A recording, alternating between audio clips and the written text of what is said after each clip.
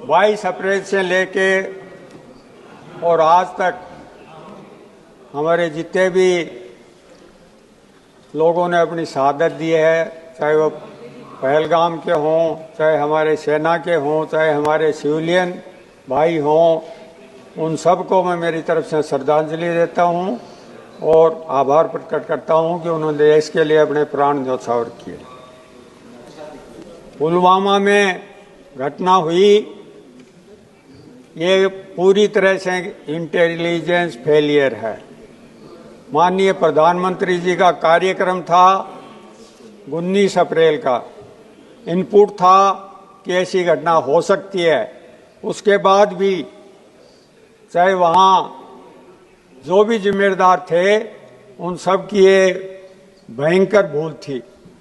और क्योंकि वो केंद्र शासित प्रदेश है, एलजी ने कहा है कि जो भी लैप्सेज रहे हैं उसकी मैं जिम्मेदारी लेता हूं।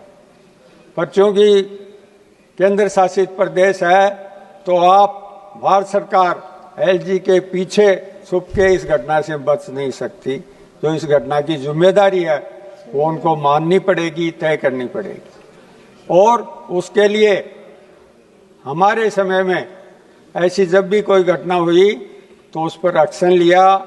यदि कोई मंत्री जिम्मेदार थे तो उनको हटाया, कोई अधिकारी जिम्मेदार थे तो उनके खिलाफ कार्रवाई की। पर यह बहुत दुर्भाग्य की बात है कि इतना समय गुजरने के बाद भी कोई जिम्मेदारी पहलगाम के लिए नहीं निश्चित की। अब आप आइए, हमारी सेना ने पराक्रम दिखाया, हम उसके सामने नतमस्तक हैं। मैं उस राज्य से आता हूं जहां से सबसे ज्यादा सैनिक भारतीय सेना में हैं और उस जिले से आता हूं जिसके सबसे अधिक सैनिक भारतीय सेना में हैं और सबसे अधिक उन्होंने शहादत दी है। चाहे 1947 की लड़ाई हो, चाहे 1965 की लड़ाई हो, चाहे 1971 की लड़ाई हो, चाहे 1999 की लड़ाई हो। और अब भी हमारे गृह मंत्री जी ने कहा, हमारे हिमाचल से आने वाले सदस्य माननीय अनुराग जी ने कहा कि एक भी सैनिक की शहादत नहीं हुई है। मैं जिस जिले से आता हूं उसके सुरेंद्र सिंह की इसी एक्शन में शहादत हुई है। मैं उसको भी श्रद्धांजलि देता हूं, पर मैं इनको भी कहता हूं कि आप भी अपने रिकॉर्ड को दुरुस्त कर लें। मैंने रक्षा मंत्री जी का भाषण सुना, इस सदन में आने के बाद भी सुना, उससे पहले हम जब विधानसभा के सदस्य थे तब भी इलेक्ट्रॉनिक मीडिया पर भी सुनते थे, दूसरे माध्यमों में भी सुनते। ऐसा नीरस और ऐसा सारहीन भाषण मैंने आदरणीय रक्षा मंत्री जी का कभी नहीं सुना। उन्होंने एक मुलम्मे में अपनी बात पेश की, किसी बात पर क्लियरिटी उन्होंने की नहीं, कोई जिम्मेदारी उन्होंने ली नहीं। उन्होंने कहा कि 65 में लाल बहादुर शास्त्री जी ने काम किया, हमने वो निर्णायक लड़ाई जीती। पर 71 में इंदिरा जी का नाम लेना उन्होंने उचित नहीं समझा। पता नहीं आप लोगों को क्या हो जाता है, नेहरू जी और इंदिरा जी का नाम आते ही आप अपना संतुलन खो देते हैं। इंदिरा जी ने 1971 में एशिया का भूगोल बदल दिया, जो आप आज तक नहीं बदल पाए। और उस समय के जो डॉक्यूमेंट हैं अमेरिका के राष्ट्रपति के और इंदिरा जी के बीच में बात होने के, वो क्लासिफाइड डॉक्यूमेंट थे, वो उनको अब नॉन क्लासिफाइड कर दिया। उसमें उन्होंने कहा निक्सन को कि हम विकासशील देश हैं पर हम अपनी रीढ़ पर खड़े होना जानते हैं और हम खुद लड़ेंगे, हमारा किसी दबाव में आए नहीं। और एक तरफ अब 26 बार आप कभी फौज में गए हैं क्या? उंगली तो कटाई नहीं और मेरे से बात कर रहे हैं।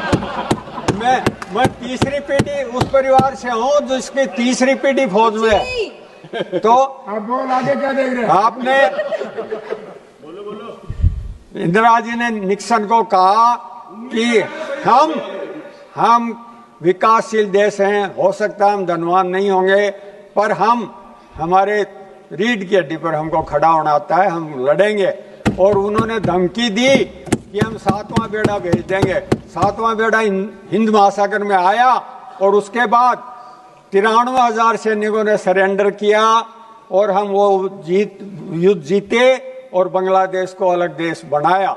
आज अमेरिका, उसी अमेरिका के राष्ट्रपति जी 26 बार कह रहे हैं युद्ध मैंने रुकवाया, मैंने व्यापार का धमकी दी, मैंने दूसरे तरह की बात करी, और आज अब मैं भाषण दे रहा हूं तो हो सकता है अब भी वो कोई न कोई कह दिए कि हमने रुकवाया।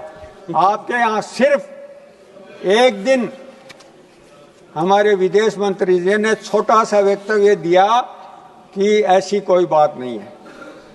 हाईएस्ट गवर्नमेंट के लेवल पर कोई प्रतिक्रिया आज तक आई नहीं है। रक्षा मंत्री जी बोल लिए, उन्होंने भी कोई डायरेक्ट नाम उनका नहीं लिया। विदेश मंत्री जी भी बोल लिए। विदेश मंत्री जी ने ये कहा कि वेंस ने हमको कहा कि आप पर बहुत भारी हमला होगा। क्या उनकी ताकत थी जो हमारे देश में आगे हमारे प्रधानमंत्री जी को और हमारे रक्षा मंत्री जी को ये कहें कि आप पर पाकिस्तान लड़ाई करेगा? क्या आपकी क्या ताकत है उनको, जो हम एक सार्वभौम राष्ट्रपति हैं, राष्ट्र हैं, जिसको दूसरा देश गाइड करे? हमारी हमेशा से नीति रही है कि हम तीसरी ताकत को हमारे यहाँ हस्तक्षेप नहीं करने देंगे। शिमला समझौते में भी ये बात थी कि हमारे जो भी द्विपक्षीय समझौते हैं, बात है, समस्या है, प्रॉब्लम है, उसको हम स्वयं हल करेंगे। अमेरिका के राष्ट्रपति जी कहते हैं मैं कश्मीर में भी मध्यस्थता करूंगा।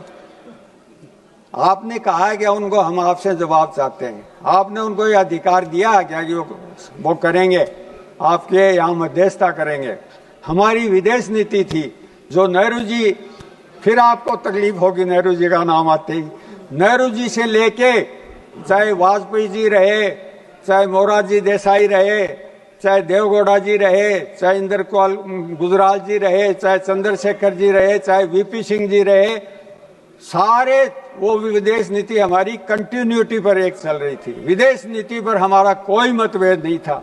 2013 के बाद आपने ऐसी स्थिति उत्पन्न करी कि हम कहते थे नेबर फर्स्ट, एक भी नेबर हमारे साथ नहीं है, छोटे से छोटा देश।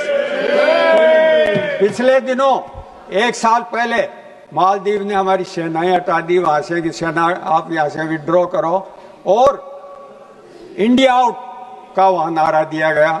अब प्रधानमंत्री जी वहां जाके आए, आज यहाँ एक सज्जन बोल रहे थे आपके यहाँ से कि मालदीव हमारे पास है, हमारा वो हो गया, पड़ोसी देश आए नहीं।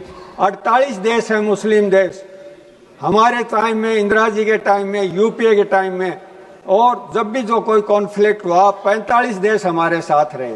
समाप्त कर कोई रूस हमारे साथ रहा हमेशा, जो हमारा अलाई था, जो हमारे लिए जिन्होंने वो भी किया, वीटो भी किया बार बार। और वहां से अनुराग जी लिस्ट गिना रहे थे कि कांग्रेस के टाइम में ये हुआ, ये हुआ। मैं भी आपको बताऊंगा कि उड़ी हमला बीजेपी के राज में, कारगिल बीजेपी के राज में, पुलवामा बीजेपी के राज में, अमरनाथ हमला बीजेपी के राज में, पठानकोट बीजेपी के राज में, उड़ी बीजेपी के राज में, संसद पर हमला बीजेपी के राज में, अक्षरधाम बीजेपी के राज में, कंधार बीजेपी के राज में, पहलगाम कंधार आपके विदेश मंत्री तत्कालीन स्वर्गीय जसवंत सिंह जी उनको छोड़ के गए वहां पकड़, और इतनी उन्होंने भद्दी बातें कही। मेरे यहाँ का पायलट था उस प्लेन का, तो आप सुन नहीं सकते, और आप हमको कहते हैं कि हमारी पार्टी बहुत धन्यवाद जी। हमारी पार्टी ने आजादी में वो किया, हमारी पार्टी ने देश को बनाया, हमारी पार्टी ने देश के आगे बढ़ाया। आप कहते हैं हम चौथी बड़ी अर्थव्यवस्था, तो क्यों हमारी आर्मी का जर्नल ये कहते हैं कि हम कल के हथियारों से आज नहीं लड़ सकते? क्यों वो ये कह सकते हैं कि ऑर्डर तो बहुत गए पर हमारे पास तो आया कुछ नहीं? क्यों हमारे जवान त्रस्त हैं? आप उनका बजट नहीं बढ़ा रहे, होगी आपकी चौथी इकोनॉमी, फिर आर्मी को तो दो। 126 रफाल आने थे, आपके पास 35 रफाल आए, 2 स्क्वाड्रन आने थे, आप कब लाओगे? लगभग पाकिस्तान और हम वायुसेना के मामले में एक है। हमको तैयारी चीन के हिसाब से करनी चाहिए कि चीन के पास कितने हैं। इस बार भी हमारी सेना के चीफ उन्होंने कहा कि हमको 3 देशों से लड़ना पड़ रहा था। तो आपको ये सारी सुरक्षा की परिदृश्य ध्यान में रख के और जवाब देना पड़ेगा, जवाबदेही लेनी पड़ेगी। आपको ये नहीं कह सकते ये कांग्रेस ने कर दिया है। अरे आप तो 11 साल से आप हो, क्या कर दिया आपने? 11 साल, एक दशाब्दी है, एक दशाब्दी में तो पता नहीं देश का कितना चेंज हो जाता है। आप कर रहे हो डिफेंस की जो फैक्ट्रियां हैं उसका निजीकरण कर रहे हो, जो रिसर्च पर पैसा लगना चाहिए वो कम कर रहे हो। आप आईटी में कहाँ हम, कहाँ चाइना है? 80% इक्विपमेंट पाकिस्तान के पास चाइना के थे। हमको उस लेवल पर तैयारी आप लोगों ने क्यों नहीं करी? 10 साल में सेना के हाथ क्यों बांध रखे थे आप? माननीय सदस्य श्री मोहम्मद हनीफा जी, सेना के हाथ नहीं बांधे, मोहम्मद हनीफा जी, छूट दी सेना की, पर सेना ने इस युद्ध में जो सफलता पाई